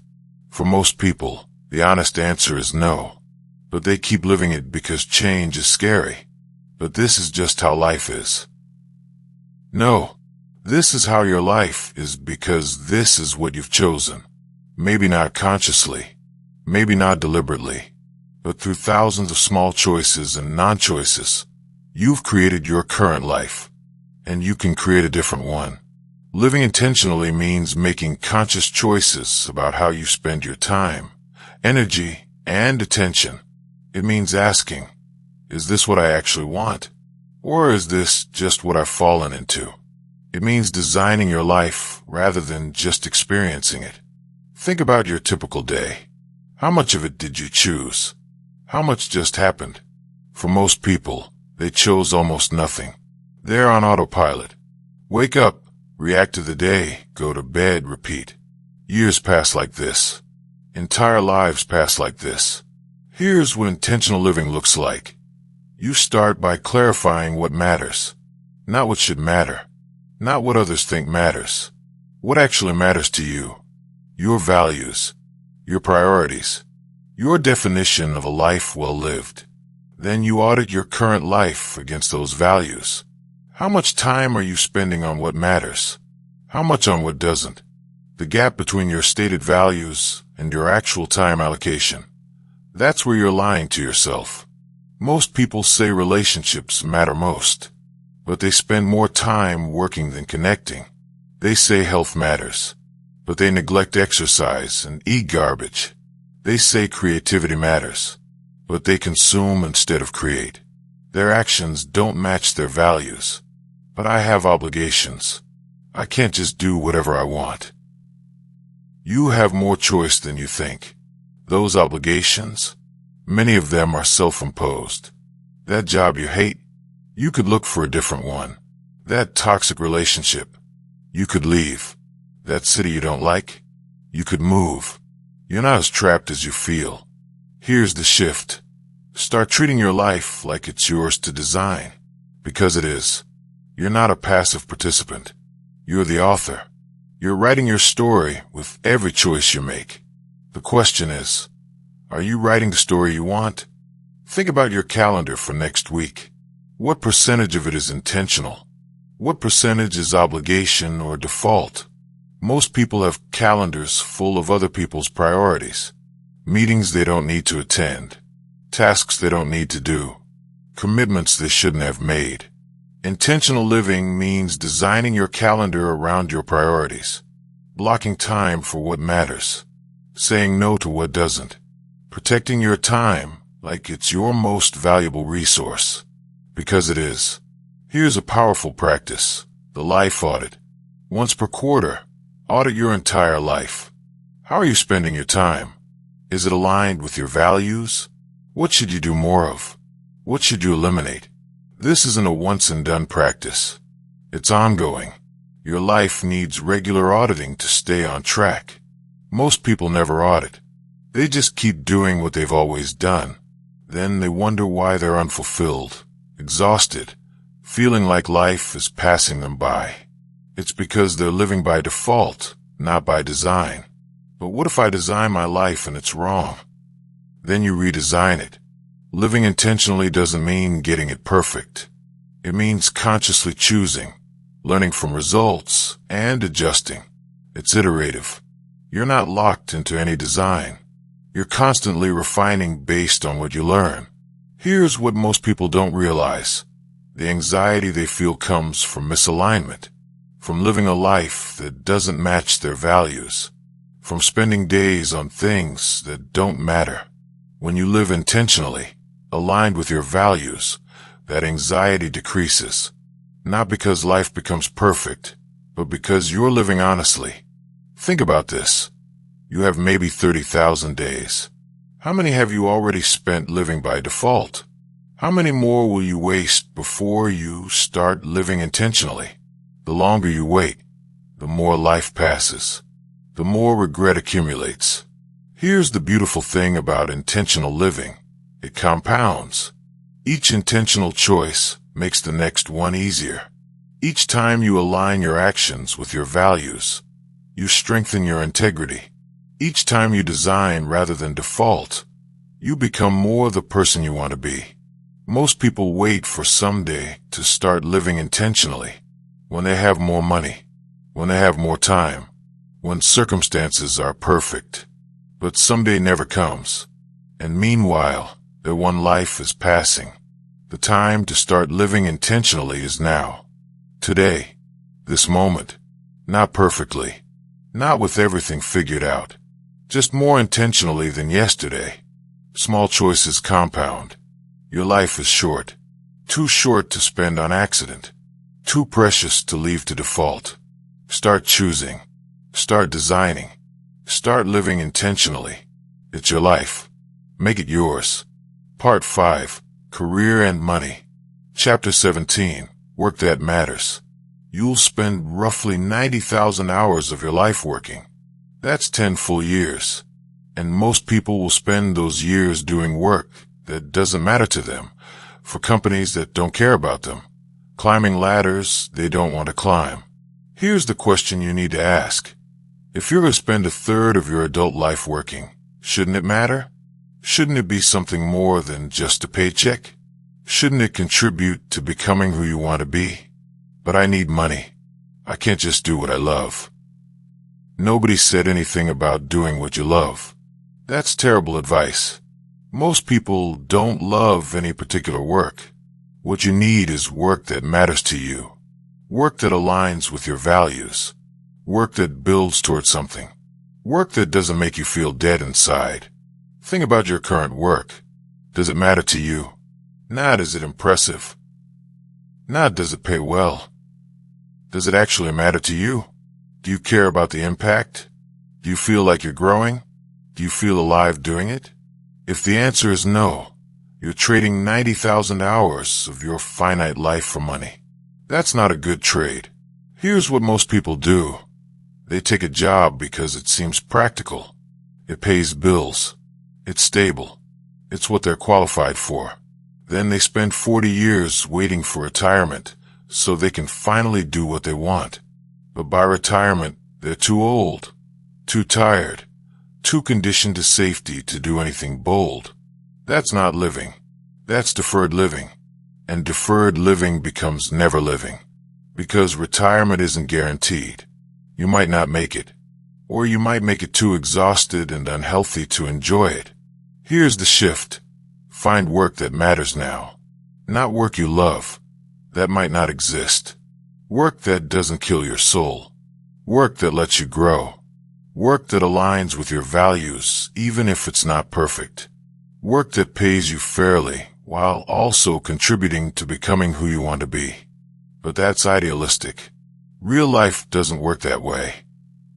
Real life works however you decide it works. Some people spend their lives in soul-crushing jobs.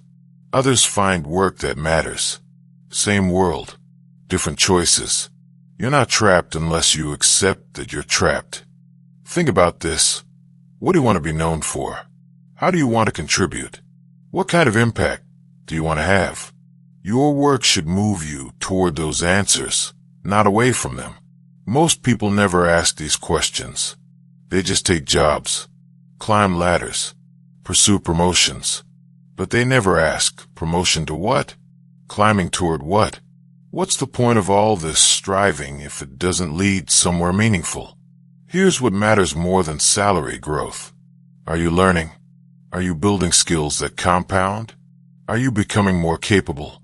If you're earning well but not growing, you're trading your potential for comfort. That's a terrible trade. Think about your career in decades, not years. Where will you be in 10 years if you stay on your current path? Will you be proud? Will you have become who you want to be? Or will you have spent 10 years surviving but not thriving? Most people optimize for short-term money and sacrifice long-term fulfillment. They take the job that pays more but teaches less. They stay in the comfortable role that's killing them slowly. They're optimizing for the wrong thing. Here's the better optimization. Optimize for learning and autonomy. Find work where you're constantly challenged, where you have some control over how you spend your time, where you're building capabilities that will compound over your career. The money will follow. It always does when you're genuinely valuable. But I have bills. I have responsibilities. Yes, but you also have one life. And spending it in work that destroys your soul to pay for a lifestyle you don't even enjoy is not responsible. It's tragic.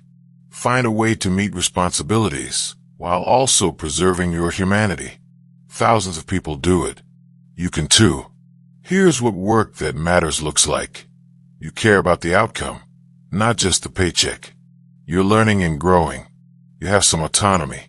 You're treated with respect. You feel like you're contributing, not just executing. It doesn't need to be your passion. It just needs to not kill who you are. Think about the alternative. 40 years of work you hate. 40 years of Sunday night dread. 40 years of counting down to vacation. 40 years of feeling like you're wasting your life. That's what most people accept. Don't be most people. Your work is too big a part of your life to treat it as just a paycheck. Find work that matters. Or make your current work matter by changing how you approach it. But don't spend 90,000 hours doing something meaningless. Life is too short. You're worth more.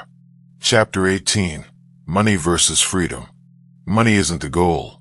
Freedom is. But most people confuse the two and end up with neither. Here's what actually happens. People chase money thinking it will bring freedom. They work longer hours, take stressful jobs, sacrifice relationships. Finally, they get money. But they're not free. They're trapped in golden handcuffs. High salary but no time. Nice house but no life. They traded freedom for money and called it success. Think about what freedom actually means. Freedom to choose how you spend your time. Freedom to say no. Freedom to take risks. Freedom to leave jobs that drain you. Freedom to spend time with people you love. Money can enable these freedoms, but only if you use it correctly. But more money means more freedom. Sometimes, but often the opposite is true. More money often means more expenses, more responsibilities, more things to maintain.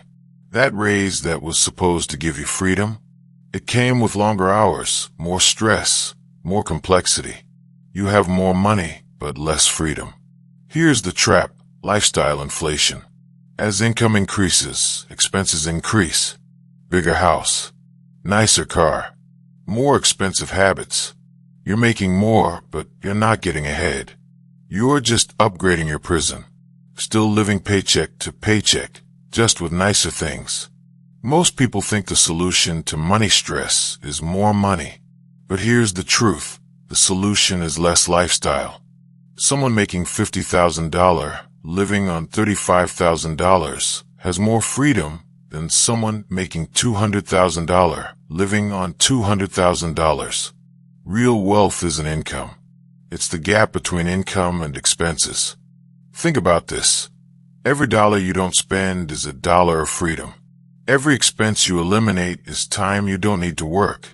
Every way you simplify your life is more autonomy you gain. Freedom doesn't come from earning more. It comes from needing less. But I want nice things.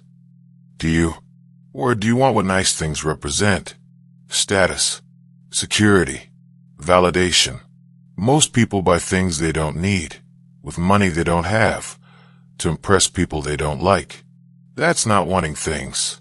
That's trying to fill a void that things can't fill.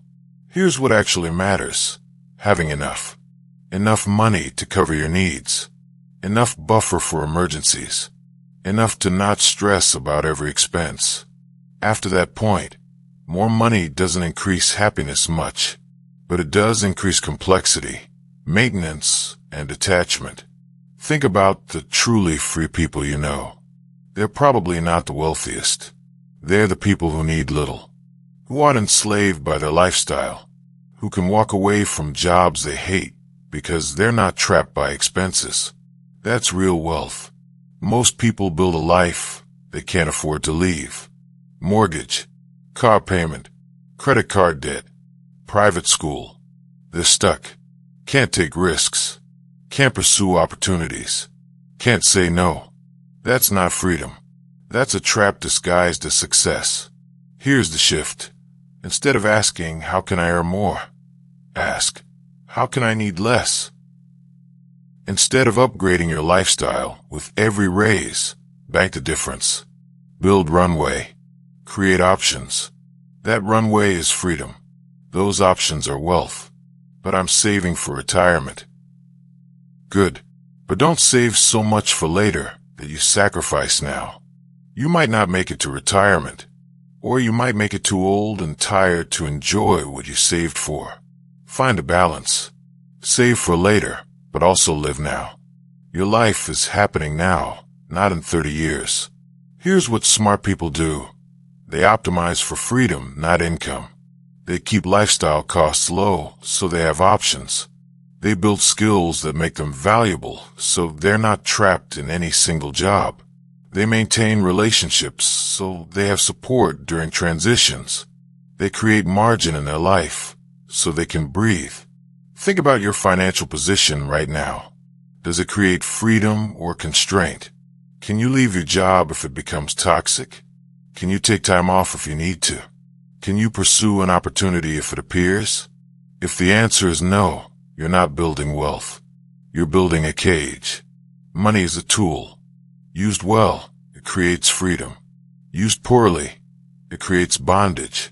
Most people use it poorly. They chase more income while expanding expenses.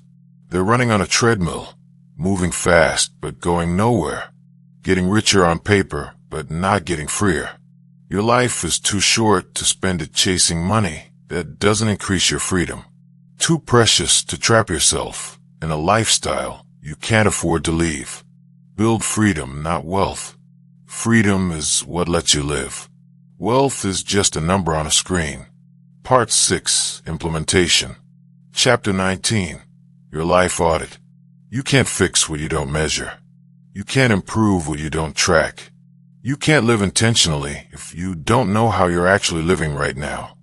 Most people have no idea where their time goes. They feel busy. They feel like they're working hard. But they can't tell you how they spent the last week. It's a blur. They're not paying attention. They're on autopilot. Here's what you need: a life audit. An honest, unflinching look at how you're actually spending your finite time. Not how you think you're spending it. Not how you wish you were spending it. How you actually are. But I don't have time to track everything. You don't have time not to. Without tracking, you're flying blind, making decisions based on feelings instead of reality. Most people's perception of their time use is wildly inaccurate. They think they're working 60 hours. They're actually working 35, plus wasting 25. They think they're on their phone for an hour. It's actually 4 hours. Here's how to do a life audit. For 1 week, track everything. Every hour. What did you do? Work, exercise, social media, TV, conversations, cooking, commuting, everything. Be honest. Nobody's judging. You're just collecting data. At the end of the week, categorize your time. How many hours went to essential survival, sleep, eating, hygiene, work, relationships, health, growth, learning, creating, recreation, waste, mindless scrolling, etc. Now look at the numbers. Really look. Are they aligned with your values? With what you say matters? For most people, they're not. They say relationships matter most, but spend less time on relationships than on social media. They say health matters, but exercise 0 hours while watching TV for 20 hours. This is depressing. Good. Let it be. That discomfort is the gap between who you are and who you want to be. That gap is information. Use it. Don't run from it. Here's the next part. Audit your energy. For each activity, rate your energy after. Did this give you energy or drain it? You'll find patterns. Some activities consistently drain you. Others consistently energize you. This matters as much as time allocation. Think about what you discovered. What should you do more of? What should you eliminate? What's not serving you anymore? What's essential even if it's hard? This isn't about judgment. It's about clarity. You can't change what you don't acknowledge. Most people never do this audit. They just keep living the same patterns, wondering why nothing changes. The life audit shows you why nothing changes. Because you're not changing anything. You're just hoping things improve while doing the same things. Okay, I did the audit. Now what? Now you design changes. Based on what you learned, what are 3 changes you could make that would improve your life most? Maybe it's eliminating social media. Maybe it's blocking time for relationships. Maybe it's saying no to certain obligations. Maybe it's starting a morning routine. Pick 3, not 20. 3. Changes are hard. Too many changes overwhelm you, and you change nothing. 3 you can actually do. Start there. Master those 3. Then add more. Here's the implementation rule. Track for another week after making changes. Did they work? Did your life improve? Did you feel better? Use data, not feelings. Feelings lie. Data doesn't. Think of this as an ongoing practice. Life audit quarterly. Not obsessively, but regularly. Your life changes. Your priorities shift. Your audit needs to keep up. What worked last quarter might not work now. Stay flexible. Stay attentive. Most people plan their finances carefully. They audit their spending, track their investments, optimize their savings. But they don't audit their life. They track money carefully while wasting the time that money is supposed to buy. That's backwards. Your time is your life. You're trading it for everything. Money, experiences, relationships, growth. But most people don't know what they're getting for their trades. They're not negotiating consciously. They're just spending blindly. The life audit changes that. It shows you exactly what you're getting for your time. Some trades are excellent. Some are terrible. Now you know. Now you can choose. Now you can optimize. Your life is too short to live unconsciously. Too precious to waste on things that don't matter. Audit your life. Know where your time goes. Then make it go where you want. That's how you take control. That's how you live intentionally. Chapter 20. the 90-day plan. You can't change your entire life overnight, but you can change it significantly in 90 days. 3 months. That's the time frame where transformation happens. Short enough to maintain focus. Long enough to see real results. Here's how it works. You take everything from your life audit. Everything you learned about where your time goes. What drains you. What energizes you. Now you create a 90-day plan to close the gap between your current life and the life you want. Not a vague plan. A specific plan. What exactly will you change? What will you do more of? What will you eliminate? What will you start? What will you stop? Get specific. Vague plans create vague results. But what if I don't know exactly what I want to change? Start with what's clearly not working. The job that drains you. The relationship that's toxic. The habit that's destructive. The time waste that's obvious. You might not know everything you want, but you know what you don't want. Start there. Here's the framework. Pick 3 to 5 major areas to improve. Maybe it's health, relationships, career, learning, financial. Don't try to overhaul everything. Pick the areas that matter most right now. For each area, set one specific, measurable goal for 90 days. Not get healthier. That's vague. Exercise 30 minutes, 5 days per week for 90 days. That's specific, measurable, achievable, clear. Then identify the specific actions you'll take weekly to achieve each goal. If your goal is consistent exercise, your actions might be: join a gym or set up home equipment by week 1. Schedule workout times and calendar by week 1. Complete 5 workouts minimum per week. Track completion. Think of this like a roadmap. You know where you are. You know where you want to be in 90 days. Now you're mapping the specific steps to get there. Week by week. Day by day. Not hoping. Planning. The power of 90 days. 90 days is powerful. It's short enough to stay focused. Long enough to see real progress. And by the end, you'll have proof. What worked, what didn't, and what to improve next time. You won't do it perfectly. No one does. The real question isn't will I fail, but what will I do when I fail? Most quit after one setback. Smart people adjust and keep going. Progress is messy. Accept that. Share your plan with one person who will hold you accountable. Check in monthly. Ask, did I follow through? If not, why? How do I fix it? For 90-day plans make a year. For focused cycles of growth. Not one big change, but small, consistent steps that compound into transformation. Most people don't plan, they react. They make vague resolutions, then drift back to the same habits. 90-day plans are different, specific, actionable, and measurable.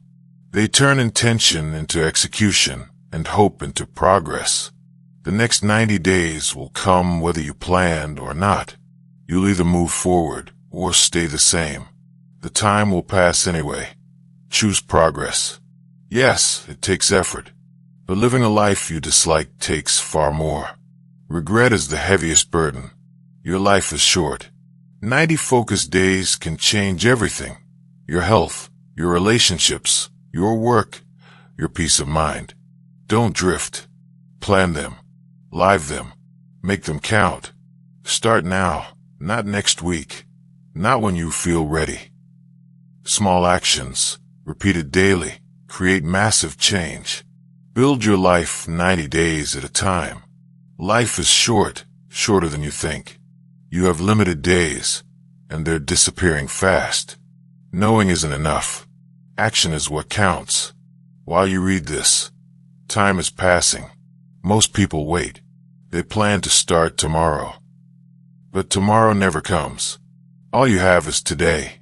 Take one action. Anything. Move forward.